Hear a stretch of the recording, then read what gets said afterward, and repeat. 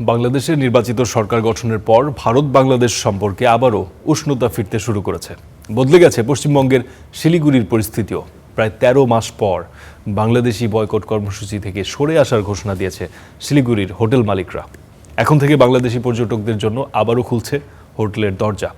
সংগঠনের নেতারা জানান, নির্বাচনের পর দুই দেশের কূটনৈতিক ও ব্যবসায়িক সম্পর্ক স্বাভাবিক হচ্ছে, কমেছে উত্তেজনাও, ফলে পর্যটন শিল্পে ফিরছে স্বস্তি।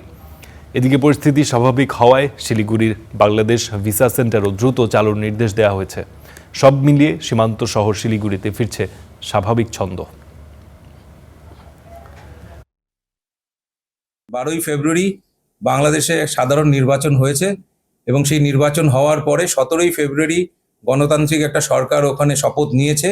শপথ নেওয়ার পর আমরা যেটা দেখতে পাচ্ছি যে ভারতের সঙ্গে বা আমাদের দেশের সঙ্গে বাংলাদেশ একটা সুসম্পর্কর দিকে এগোচ্ছে।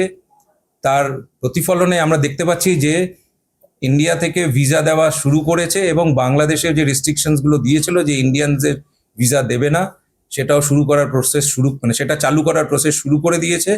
আমাদের কাছে ইতিমধ্যে এই খবরটাও এসছে যে এনজিপি থেকে ঢাকা যাওয়ার জন্য যে মিতালি এক্সপ্রেস, সেই মিতালি এক্সপ্রেসও খুব শিগগিরই বোধহয় চালু হয়ে যাবে।